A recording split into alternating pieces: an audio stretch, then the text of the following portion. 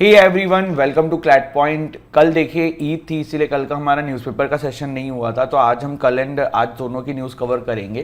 तो पहले आज की कुछ शॉर्ट न्यूज़ देख लेते हैं। जैसे कि सबसे पहली न्यूज़ है, यूनियन हेल्थ मिनिस्ट्री लॉन्चेज माई CGHS iOS ऐप। तो क्या है ये? यूनियन हेल्थ मिनिस्ट्री ने रिसेंटली लॉन्च किया है माई CGHS iOS ऐप। ये एक हेल्थ ऐप बनाई गई है, काइंड ऑफ आप समझ सकते हो, जो कि CGHS in the health care sector is very important, और CGHS beneficiaries with seamless access to essential health care facilities at their fingertips. ठीक है, CGS की फुल फॉर्म मुझे कमेंट सेक्शन में आप लोग बताइएगा। Japan launches e visa for Indian tourist. तो अभी जापान ने अप्रैल 1 से स्टार्ट किया है ई वीज़ा इंडियन ट्रैवलर्स के लिए, जिससे कि अब जो है हमारे देश के लोगों को जापान जाने के लिए वीज़ा लेने में ज़्यादा दिक्कत नहीं होगी। The programme allows visitor to enter Japan for tourism purpose for up to 90 days। Tamil actor Vishweshwara Rao passes away at the age of 64। तो इसमें बहुत डिटेल में जानने की ज़रूरत नहीं है, शॉर्ट न्यूज़ है, उसी हिसाब से इसको करना है। Canara bank launches health care loan saving account digital solution for women. तो कैनरा बैंक के द्वारा ये स्टार्ट किया गया है, तो ये भी आपको पता होना चाहिए। India aims to creates it first privately managed strategic petroleum reserve by 2019 से 2029 से 30। तो ये भारत के द्वारा पहला ऐसा बनाने की बात चल रही है। अभी बात के ही प्रोसेस में है, तो अभी ये कंफर्म नहीं है कहाँ बनने वाला है, कैसे कैसे चीज़ें होंगी। तो जैसे जैसे वो इन्फॉर्मेशन आएंगी वो भी अपन लोग कवर करेंगे। ठीक है।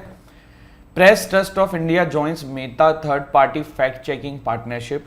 तो this is also a short news. Successful test of Agni Prime new generation ballistic missile. तो अग्नि प्राइम एक न्यू जनरेशन बैलिस्टिक मिसाइल है, उसका सक्सेसफुली टेस्ट हो चुका है।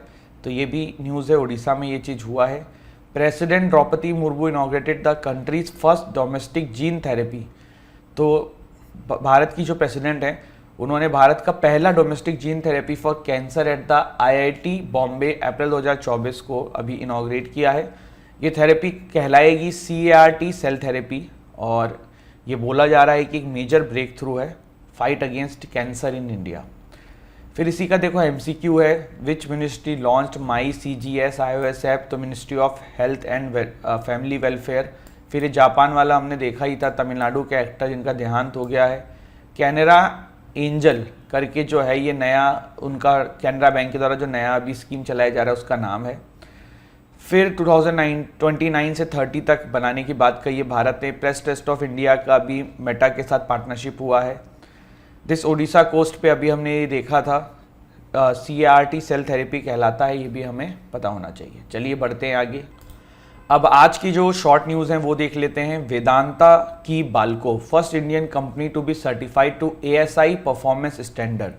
तो एल्यूमिनियम कंपनी लिमिटेड के यूनिट है छत्तीसगढ़ बेस्ड वेदांता एल्यूमिनियम, इसको ये ASI परफॉर्मेंस स्टैंडर्ड का सर्टिफिकेट मिल गया है। Adani green energy becomes India's first company with 10,000 megawatt renewable energy capacity. Then this is also news, बहुत डिटेल में जानने की जरूरत नहीं है। Global life expectancy increase by 6.2 years between 2090 से 2021। तो ये लैंसेट एक रिपोर्ट आई है, उसके द्वारा ऐसा कहा गया है। Hindustan Aeronautics Limited revenue up 11% to 29,810 crore. Mirabai Chanu qualified for Paris Olympic 2024 in IWF world cup. तो Tokyo Olympic silver medallist Mirabai Chanu जो हैं वो वेटलिफ्टिंग से गेम से रिलेटेड हैं, और अभी जो है ये पेरिस ओलंपिक के लिए क्वालिफाई कर गई हैं। Bilkis Mir first Indian women in Paris Olympic jury. तो ये नाम भी ध्यान रखिएगा। The first parliamentary election were held in Kuwait under the new emir. Kuwait held its first parliamentary election since Sheikh Mashal Al Ahmad Al Sabah became emir, focusing on advancing economic reforms and long-standing deadlock. Then there is this news: Akasthir was deployed to strengthen the air defense of the army. तो अभी आकस्थित command and control system Bharat में लाया गया है, और army has prepared IS air defence security system to meet new challenges. Incorporation of this state-of-the-art high-tech system in Indian Army will make the air defense system more robust and modern. Basically इसका मतलब क्या है कि air से कोई target आ रहा हो उस पर अटैक कर देना, जिससे कि वो हवा में ही ख़त्म हो जाए, प्लस डायरेक्टली भी अटैक करना किसी भी टारगेट के ऊपर। तो ये आज की हमारी ये शॉर्ट न्यूज़ थी। वन लाइनर में भी सेम चीज रिपीट है, 2 लाइन नई नीचे रहती है, जैसे कि world future energy summit will be held at which location, तो Abu Dhabi is the answer. The theme of national maritime day 2023 is guidance for the future, safety first. तो ये आज की हमारी शॉर्ट न्यूज थी। अब एक आर्टिकल जो है आज हम बिजनेस लाइन से लेने वाले हैं सीए के ऊपर, चलिए फिर इसको डिस्कशन शुरू करते हैं। Hey everyone, welcome to CLAT point and let's start आज का हमारा ये सेशन। देखिए, हाल ही में अभी एक समिट हो रही थी इंडिया के अंदर, और उसी में हमारे जो मिनिस्ट्री ऑफ होम अफेयर्स के हेड हैं, हमारे होम मिनिस्टर साहब अमित शाह जी ने एक स्टेटमेंट दी। उन्होंने ये कहा कि 2024 लोकसभा से पहले हम सीए को जो है वो इंप्लीमेंट कर देंगे। उसके बाद से सीए जो है ना वो काफी न्यूज में आ गया है, और आज के सेशन में हम सीए को एग्जाम के पर्सपेक्टिव से जानेंगे और ये भी जानेंगे कि क्या कहा गया हमारे होम मिनिस्टर साहब के द्वारा। ठीक है, चलिए तो बिना समय गवाए आगे बढ़ते हैं। सबसे पहले देखो, आपको पता होना चाहिए कि भैया सीए है क्या। कि सर आप सीए के बारे में बोल रहे हो, अमित शाह जी ने सीए के बारे में बोला, बट व्हाट इज सीए। तो देखो, सीए जो है ना ये बेसिकली एक आपका ऐसा एक्ट लाया जा रहा है हमारी सरकार के द्वारा, जो आपके पड़ोसी देश जो भारत के हैं, 3 पड़ोसी देश, वो 3 पड़ोसी देश कौन से हैं? One is Pakistan, another is आपका बांग्लादेश, ठीक है, अनदर इज बांग्लादेश, और तीसरा आपका जो है वो अफगानिस्तान। ठीक, चलिए तो आपके जो ये 3 कंट्रीज हैं, the CA provide citizenship on the basis of religion to 6 undocumented non Muslim communities, Hindu, Sikh, Buddhist, Jain, Parsis and Christians. ठीक है, and Christians from Pakistan, Afghanistan and Bangladesh who entered India on before 31 December 2024। ठीक, यहां पे देखो ये कट ऑफ डेट है कि इससे पहले जो भारत में घुसे हैं उन लोगों की बात हो रही है, उसके बाद वालों की बात नहीं हो रही है। इसमें आपके 6 नॉन मुस्लिम कम्युनिटीज को इंक्लूड किया गया है, Hindus, Sikh, Buddhist, Jain, Parsis and Christians. देखो, क्वेश्चन इस पे भी बन सकते हैं, पहले तो कट ऑफ डेट ही पूछ लिया, या ये पूछ लिया कि कौन सा रिलीजन इंक्लूडेड है, कौन सा इसमें इंक्लूडेड नहीं होगा। तो इस तरीके से क्वेश्चन बनेंगे, तो अपने को सारी चीजें समझते हुए चलना है। ठीक, इसके बाद 3 पड़ोसी देश कौन से हैं? पाकिस्तान, अफगानिस्तान एंड आपका बांग्लादेश। ठीक, this is our Bangladesh. Amit Shah ji ने एक चीज बोली है कि देखो, ये भारत में मिसकंसेप्शन फैलाया जा रहा है मुस्लिम कम्युनिटीज के अंदर कि सीए जो है ना किसी की सिटीजनशिप छीन लेगा, बल्कि जो सीए लाया जा रहा है वो प्रोवाइड सिटीजनशिप के लिए किया जा रहा है, मतलब सिटीजनशिप देने के लिए दिया जा रहा है, किसी की छीनने के लिए नहीं लाया जा रहा है। तो ये भी अमित शाह जी ने अपनी स्टेटमेंट में क्लियर किया।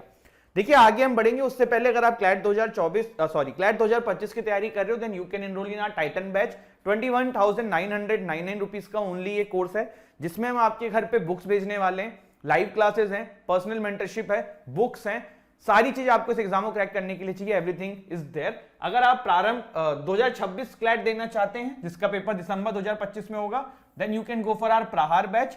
39,999 का कोर्स है, 2 साल का कोर्स है, 100+ मॉक्स हैं, लाइव क्लासेस हैं, पर्सनल मेंटरशिप है, मॉक टेस्ट है, सारी चीजें जो आपको चाहिए वो सब है। अगर आप क्लैट के सिर्फ मॉक्स चाहते हो, देन इज ऑल्सो इधर हमारे इसमें आपको मिल जाएगा। सिर्फ बुक्स चाहते हो तो भी मिल जाएगा। If you are preparing for NLSAT, CLAT PG, then also courses are there. आपको करना क्या है, आपको डिस्क्रिप्शन से हमारी ऐप डाउनलोड कर लेनी है, या हमारी वेबसाइट को विजिट करना है www.clatpoint.com। वहां पे इन कोर्सेज का डिटेल जानकारी, इन कोर्सेज का डिटेल डेमो, सैंपल, सारी चीजें अवेलेबल है। हमारी टीम का कॉन्टैक्ट नंबर भी है डिस्क्रिप्शन में, तो अगर आपको किसी भी कोर्स में इसमें डिटेल में जानकारी जाननी है या कोई डाउट है आपके, तो भी आप उस नंबर पे कॉल करके जानकारी ले सकते हैं। ठीक है, वापस आ जाते हैं हमारे आर्टिकल के ऊपर। तो अभी यहां पे देखो, समझने वाली जो बात है वो ये है कि सीए लाया जा रहा है, किस लिए लाया जा रहा है हमने ये भी समझा, किन कंट्रीज से जो 6 आपकी जो कम्युनिटीज है उनको आएंगे, उनको लाया जा रहा है। देखो, सीए के पीछे रीजनिंग क्या दी थी जब इसको प्रपोज किया गया था। बेसिकली इसका जो रीजनिंग थी वो ये थी कि देखो, हिंदू कम्युनिटी के लिए ना विश्व में there is only one country, that is India. Islamic countries काफी सारी हैं, तो अगर इंडिया ही हिंदू कम्युनिटीज को शरण नहीं देगा जो अपने कंट्री में सताए जा रहे हैं, तो फिर कौन देगा। तो ये लॉजिक के साथ इसको लाया गया था। तो ये जो सीए है जो लाया जा रहा है, ये एग्जेम्प्ट करता है मेंबर ऑफ दिस 6 कम्युनिटी, जिसका हमने नाम जाना, उनके ऊपर कोई भी क्रिमिनल केस नहीं होगा in the foreign act 1946 and the passport act 1920। कहने का मतलब है अगर वो बिना वीजा एक्सपायर होने के बाद भी हमारे देश में रह रहे हैं तो इन दोनों एक्ट के थ्रू उनके ऊपर कोई भी क्रिमिनल केस नहीं होगा। अब देखो सीए आया, ठीक है, सिटीजनशिप अमेंडमेंट एक्ट 2019 आया, बट इसमें कुछ इश्यूज हैं जिसको क्रिटिसाइज जो कर रहे हैं लोग, वो क्या इश्यूज पे कर रहे हैं वो देखते हैं। सबसे पहली चीज है कि वॉयलेशन ऑफ आर्टिकल 14 है, इक्वालिटी की बात करता है, प्लस हमारा जो कॉन्स्टिट्यूशन है वो प्रियम्बल जो है हमारे कॉन्स्टिट्यूशन का दैट टॉक्स अबाउट सेक्युलरिज्म, तो यहां पे सिर्फ एक हिंदू कम्युनिटी को लेके ये लॉ लाया जा रहा है, तो ये उसके अगेंस्ट में। प्लस डिस्क्रिमिनेटरी नेचर है जो मैंने आपको बताया, जैसे कि रोहिंग्याज हैं, म्यांमार से जो रिफ्यूजी आते हैं, या फिर आपके श्रीलंका में जो तमिल माइनॉरिटीज हैं जिनको वहां पर सताया गया है या भी सताया जाता है, तो उनके बारे में यहाँ पे बातचीत नहीं करी गई है, तो that is also an issue with this, ठीक है। अब देखो अगर आपसे कोई ये पूछ ले क्या सिटीजनशिप एक्ट जो है ये पहली बार लाया जा रहा है, तो जवाब होगा नहीं।